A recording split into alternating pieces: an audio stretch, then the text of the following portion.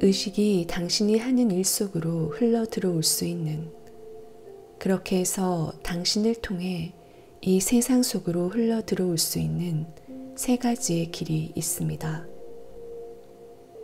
당신이 삶을 우주의 창조적 힘과 연결시키는 세 가지 방식입니다. 여기서 방식이란 당신이 하는 일 속으로 흘러 들어와 당신의 행동을 깨어있는 의식과 연결하는 밑바탕의 에너지 주파수를 의미합니다. 이 세 가지 방식 중 어느 하나로부터 일어나지 않는다면 당신이 하는 일은 기능장애적이고 에고에서 나오는 것입니다. 또한 이 방식은 하루 중에도 변할 수 있지만 삶의 특정 단계에서는 그것들 중 어느 한 가지가 지배적일 것입니다. 깨어있는 행동의 세 가지 방식은 받아들임, 즐거움, 열정입니다. 각각은 의식의 특정한 진동 주파수를 대표합니다. 가장 단순한 일부터 매우 복잡한 일까지 당신이 어떤 행동을 할 때마다 그 셋 중 하나가 작동하도록 특별히 깨어 있어야 합니다. 만일 당신이 받아들임, 즐거움, 열정의 어느 상태에도 있지 않다면 자세히 살펴보면 당신은 자기 자신과 다른 사람들에게 고통을 안겨주고 있음을 발견할 것입니다. 즐겁게 할 수 없는 일일지라도 최소한 그것이 하지 않으면 안 되는 일임을 받아들일 수는 있습니다. 받아들임이란 지금 이 상황, 이 순간이 나에게 그 일을 하라고 요구하므로 기꺼이 그 일을 하겠다는 것입니다. 자신이 하지 않으면 안 되는 일을 받아들이는 것도 그것의 또 다른 측면입니다. 예를 들어 깊은 밤 낯선 장소에서 폭우 속에 펑크난 타이어를 갈아 끼워야 한다면 열정적이긴커녕 즐겁게 하기도 어려울 것입니다. 하지만 그 일을 받아들일 수는 있습니다. 받아들임의 상태에서 행동한다는 건 그 일을 하는 동안 당신이 평화롭다는 것을 의미합니다. 그 평화로움은 미묘한 에너지 파동으로 당신이 하는 일 속에 흘러듭니다. 겉에서 볼 때 받아들임은 수동적인 상태처럼 보일 수 있습니다. 하지만 실제로는 적극적이고 창조적입니다. 왜냐하면 이 세상에 완전히 새로운 무엇인가를 가져오기 때문입니다. 그 평화, 그 미묘한 에너지 파동이 의식이며 그 의식이 이 세상 속으로 흘러들어오는 방식 중 하나가 저항하지 않고 항복하는 것입니다. 항복은 받아들임의 한 측면입니다. 만약 자신이 하는 일을 즐길 수도 없고 받아들일 수도 없다면 중단하는 것이 좋습니다. 그렇지 않으면 자신이 정말로 책임져야 할 유일한 것, 또한 진정으로 중요한 유일한 것에 책임을 지지 않고 있는 것입니다. 그것은 바로 당신의 의식 상태입니다. 자신의 의식 상태에 책임을 지지 않는 것은 삶의 책임을 지지 않는 것입니다. 당신이 하는 일을 실제로 즐겁게 할 때 저항하지 않고 항복함으로써 오는 그 평화는 살아있음의 느낌으로 바뀝니다. 즐거움은 깨어있는 행동의 두 번째 방식입니다. 새로운 지구에서는 배후에서 사람들의 행동에 동기를 부여하는 힘으로써 즐거움이 결핍감을 대체할 것입니다. 결핍감은 자신이 모든 창조의 배후에 있는 힘으로부터 단절되고 분리된 조각이라는 에고의 망상으로부터 일어납니다. 즐거움을 통해 당신은 우주의 그 창조적인 힘과 연결됩니다. 과거나 미래 대신 현재의 순간을 삶의 중심적으로 삼을 때 자신이 하는 일을 즐겁게 하는 능력은 극대화됩니다. 그리고 그것과 함께 삶의 질도 높아집니다. 즐거움은 순수한 있음의 역동적인 측면입니다. 우주의 창조적 힘이 자신을 의식할 때 그것은 기쁨으로 나타납니다. 자신의 일을 마침내 즐겁게 할 수 있게 되기 위해 무엇인가 의미 있는 일이 당신의 삶 속으로 들어오기를 기다려야만 하는 것은 아닙니다.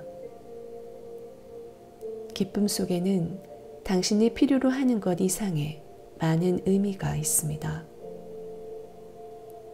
삶을 시작하기 위해 기다리기 증후군은 무의식 상태의 가장 공통된 망상 중 하나입니다. 하는 일을 즐겁게 하기 위해 어떤 변화가 일어나기를 기다리는 대신 자신의 일을 이미 즐겁게 하고 있을 때 외부 차원에서의 확장과 긍정적인 변화가 당신 삶 속에 일어날 가능성이 훨씬 큽니다. 자신이 하는 일을 즐겁게 할 수 있게 해달라고 자신의 마음에게 허락을 구하지 마십시오. 즐기면 안 되는 이유를 산더미처럼 얻게 될 것입니다. 지금은 안 돼 라고 마음은 말할 겁니다. 내가 바쁜 게 안 보여? 그럴 시간 없어. 아마도 내일이면 즐기기 시작할 수 있을지 몰라. 그러나 자신이 하고 있는 일을 지금 즐거워하지 않으면 그 내일은 결코 오지 않을 것입니다. 나는 이것 또는 저것을 하는 것을 즐거워해 라고 말하는 건 사실 잘못된 이해입니다. 그 말은 기쁨이 당신이 하는 일로부터 나오는 것처럼 보이게 하지만 실제로는 그렇지 않습니다. 기쁨은 당신이 하는 일로부터 오지 않습니다. 기쁨은 당신의 내면 깊은 곳으로부터 당신이 하는 일 속으로 흘러 들어가며 그렇게 해서 이 세상 속으로 흘러 들어옵니다. 기쁨이 자신이 하는 일로부터 온다는 오해는 정상적이지만 위험합니다.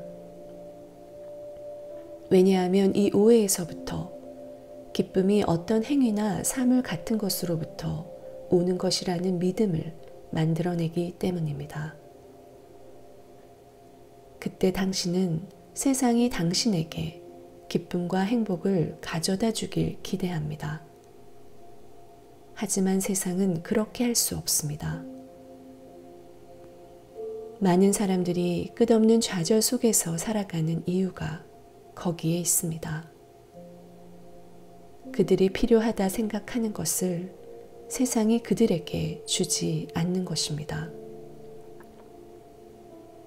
그렇다면 당신이 하는 일과 기쁨의 상태는 무슨 관계일까요? 당신이 현재의 순간에 온전히 존재하면서 그 행위를 할 때, 그리고 그 행위가 단지 목적을 위한 수단이 아닐 때, 그것이 어떤 일이든 즐거울 것입니다. 사실 즐거움은 당신이 행하는 행위가 아니라 그 행위 속으로 흘러들어가는 강한 살아있음의 느낌입니다. 그 살아있음은 당신 자신과 하나입니다. 그러므로 당신이 하는 일을 즐겁게 하는 것은 실제로는 순수한 있음의 기쁨을 역동적인 측면에서 경험하는 것입니다. 따라서 즐겁게 하는 모든 일은 당신을 모든 창조의 배후에 있는 그 힘과 연결해 줍니다. 여기 당신의 삶 속에 힘과 창조적 확장을 가져올 영적인 실천 방법이 있습니다. 당신이 매일 반복하는 일상생활의 목록을 만들어 보십시오. 당신이 재미를 느끼지 못하고 지루하고 따분하고 짜증나고 스트레스 받는 일들을 포함시키십시오. 그러나 몹시 싫거나 혐오하는 일들은 포함시키지 마십시오. 목록에는 일터로 가고 오는 것, 시장 보기, 빨래하기 또는 매일의 일과 중에 당신이 지루해하거나 스트레스 받는다 느끼는 일들을 포함시킬 수 있습니다. 그런 다음 목록에 있는 일들을 하게 될 때마다 그것을 깨어있음의 도구로 삼습니다. 당신이 하는 일 속에 온전히 존재하고 그 활동들 배후에 있는 당신의 내면의 깨어있음, 살아있는 그 고요를 감지해 보십시오. 이렇게 하나하나의 행동을 자각하면서 하면 그런 상태에서 하는 것은 스트레스가 되지 않고 지루하지도 짜증스럽지도 않으며 실제로 즐거워할 만한 일이 된다는 걸 곧 알게 될 것입니다. 더 정확히 말하면 당신이 즐거워하고 있는 것은 실제로는 외부적인 행위가 아니라 그 행위 속으로 흘러 들어오는 내면의 의식 차원입니다. 이것은 당신이 행하고 있는 일 속에서 순수한 있음의 기쁨을 발견하는 일입니다. 만약 당신의 삶의 의미가 빠져 있다 느끼거나 스트레스가 너무 많거나 지루하다 느낀다면 그것은 당신이 그 의식 차원을 아직 당신의 삶 속으로 가져오지 않았기 때문입니다.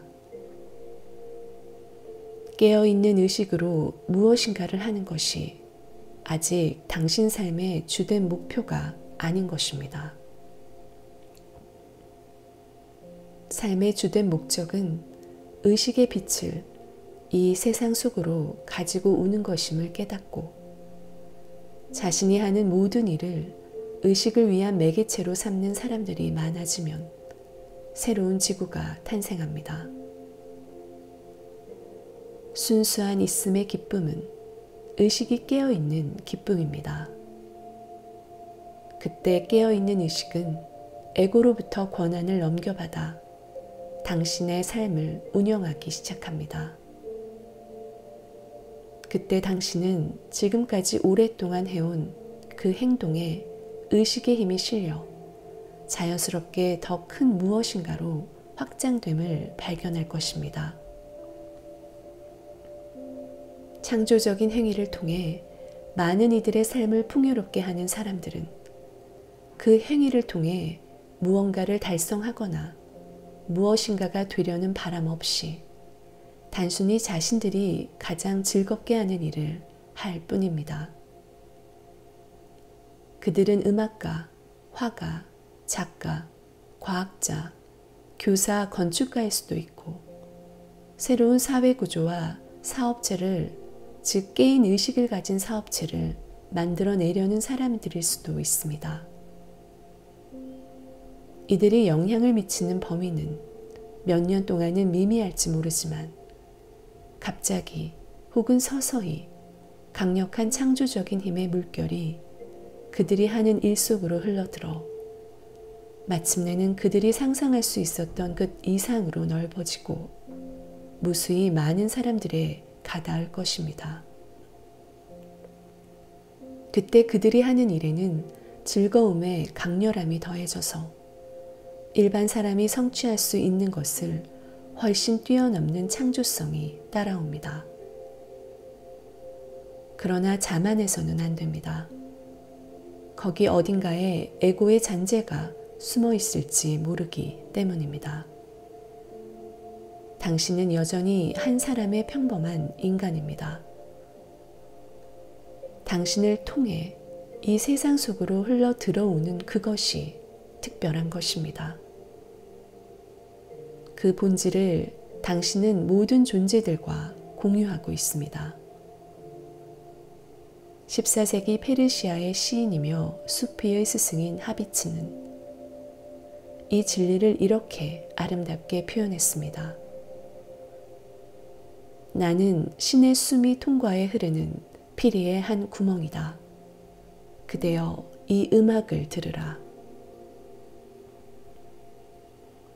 깨어남이라는 내면적인 목적에 변함없이 충실한 사람들에게 찾아올 수 있는 창조적 표현의 또 다른 방식이 있습니다. 어느 날 갑자기 그들은 자신의 외부적인 목적이 무엇인지를 알게 됩니다. 위대한 비전과 목표를 가지고 그때부터 그 목표를 이루기 위해 일해 나갑니다. 그 목표와 비전은 대개 그들이 지금까지 작은 규모로 즐겁게 해온 것과 어떤 식으론가 연결되어 있습니다. 이곳이 깨어있는 행동의 세 번째 방식인 열정이 일어나는 곳입니다. 열정은 자신이 하고 있는 일에 깊은 즐거움을 느낀과 동시에 목표와 비전의 요소가 더해지는 걸 의미합니다. 하는 일의 즐거움에 목표가 더해지면 에너지장 또는 진동 주파수가 변화합니다. 즐거움에 우리가 구조적 긴장이라 부를 수 있는 것이 어느 정도 더해져 열정으로 바뀝니다. 열정에 의해 연료를 공급받은 창조적 활동이 절정에 이르렀을 땐 엄청난 강도와 에너지가 동반될 것입니다. 당신은 관역을 향해 날아가는 화살처럼 그리고 그 여행을 즐기는 화살처럼 느낄 것입니다. 곁에서 보는 사람의 눈엔 당신이 스트레스에 눌려 있는 것처럼 보일지 모릅니다. 하지만 열정의 강렬함은 스트레스와는 아무 관계가 없습니다. 지금 하는 일을 하고 싶어 하는 것보다 목표에 도달하는 것을 더 많이 원할 때 당신은 스트레스를 받습니다. 즐거움과 구조적 긴장의 균형이 깨지고 뒤의 것이 압도하기 때문입니다. 보통 스트레스는 에고가 돌아와 당신을 우주의 창조적 힘으로부터 단절시키고 있다는 신호입니다. 우주의 창조적 힘 대신 에고의 욕망이 주는 압박감과 긴장감만 있으며 따라서 그것을 해내기 위해 힘들게 나아가고 열심히 일하지 않으면 안 됩니다.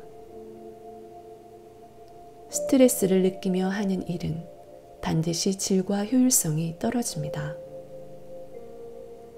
또한 스트레스와 불안과 분노 같은 부정적인 감정에는 강한 상관관계가 있습니다. 그것은 신체에 독이 되고 암과 심장병 등 모든 퇴행성 질환의 주된 원인으로 인식되기 시작하고 있습니다. 스트레스와 달리 열정은 에너지 진동 주파수가 높기 때문에 우주의 창조적인 힘과 공명합니다. 랄프 와일도 에머슨이 열정 없이는 어떤 위대한 것도 이루어지지 않았다라고 말한 이유입니다. 열정이란 단어는 고대 히라버의 안을 뜻하는 엔과 신을 의미하는 테우스에서 유래한 말입니다. 즉 내재하는 신, 내 안에 신을 둔다는 의미입니다. 그리고 그것과 관련된 단어 엔토우시아제이는 즉 신적 영감의 상태는 신에 사로잡힌 라는 의미입니다. 열정에 불타고 있을 땐 자기 혼자서 모든 것을 해야만 할 필요가 없음을 발견하게 됩니다. 사실 자기 혼자 할 수 있는 것은 아무 의미도 없습니다. 열정은 창조적 에너지의 물결을 불러들이기 때문에 당신은 다만 그 물결에 올라타기만 하면 됩니다. 열정은 당신이 하는 일 속으로 엄청난 힘을 가져다 줍니다. 그 힘에 접속해 본 적 없는 사람들은 당신이 이룬 것을 경의와 찬탄의 눈으로 바라볼 것이고 그 업적을 당신과 동등시할 것입니다. 그러나 당신은 나 자신의 힘만으로는 나는 아무것도 할 수 없다라는 예수의 말이 가리키는 그 진리를 압니다. 똑같은 강도로 반발하는 힘을 만들어내는 에고의 욕망과는 달리 열정에는 대립이 없습니다. 열정은 대결하지 않습니다. 열정에 따른 행위에는 승자도 패자도 없습니다. 기본적으로 배타적이지 않고 다른 사람들을 포용합니다. 열정은 사람들을 이용하거나 조종할 필요가 없습니다. 왜냐하면 열정 자체가 창조적 힘이기 때문에 2차적인 에너지 원천에서 힘을 얻을 필요가 없습니다. 하지만 에고의 욕망은 늘 무엇인가로부터 또는 누군가에게서 빼앗으려 시도합니다. 반면 열정은 자신의 풍요로부터 나누어 줍니다. 열정은 적대적 상황이나 사람들의 비협조 등의 형태로 나타나는 장애에 부딪혀도 결코 공격하지 않고 그들을 우회하거나 상대방을 포용하거나 양보하며 그럼으로써 그 대립하는 에너지를 도움이 되는 것으로 적을 친구로 바꿔놓습니다. 열정과 에고는 공존할 수 없습니다. 한쪽은 다른 한쪽의 부재를 의미합니다. 열정은 자신이 어느 곳으로 가고 있는지 알지만 동시에 자신의 살아있음, 기쁨, 힘의 원천인 현재의 순간과 깊이 하나가 되어 있습니다. 열정은 아무것도 원하지 않습니다. 왜냐하면 아무것도 부족하지 않기 때문입니다.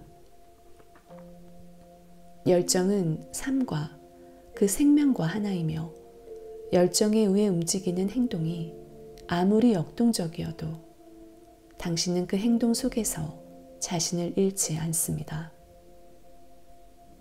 회전하는 바퀴의 중심에는 늘 고요하면서 강렬하게 살아있는 공간이 있습니다.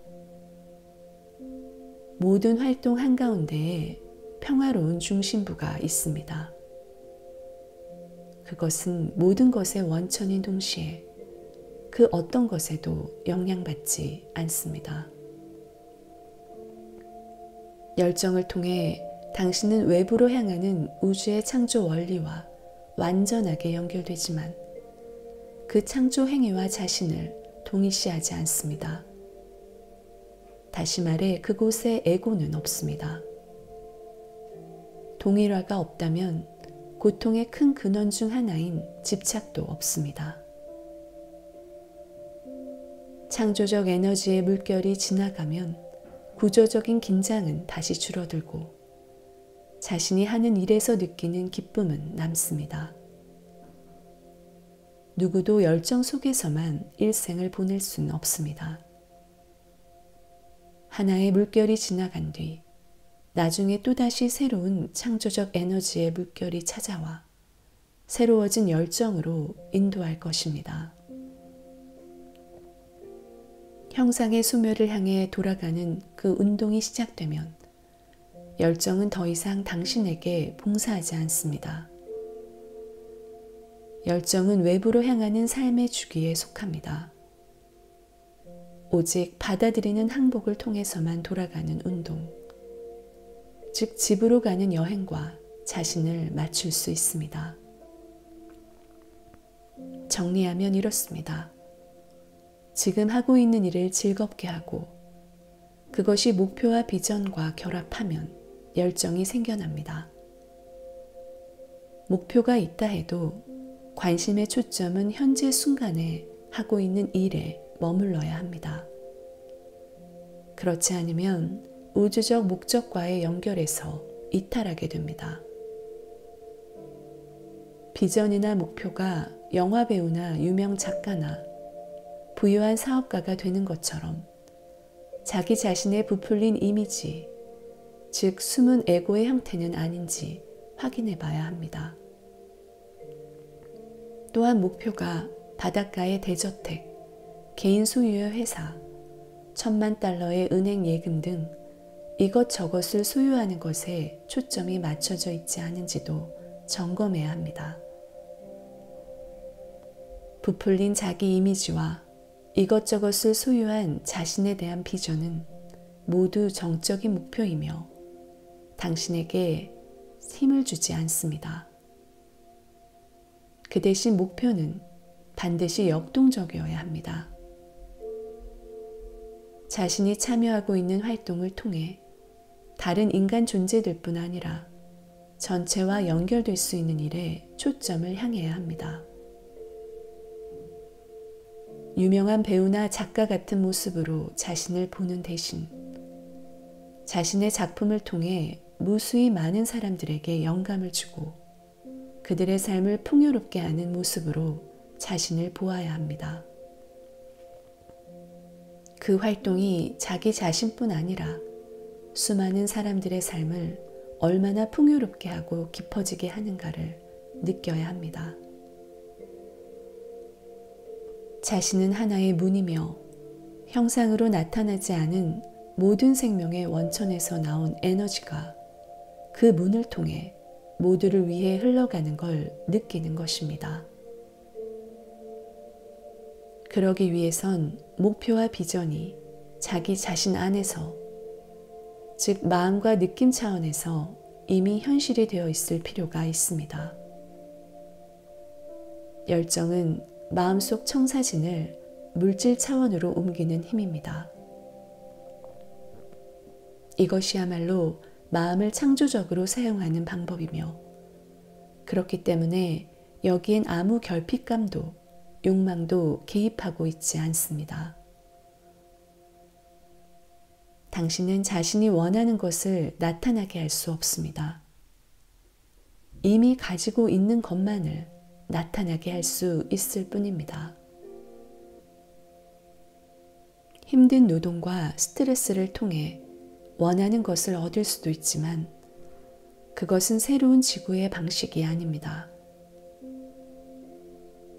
마음을 창조적으로 사용하고 의식을 통해 형상을 나타나게 하는 열쇠를 예수는 다음과 같은 말로 우리에게 주었습니다.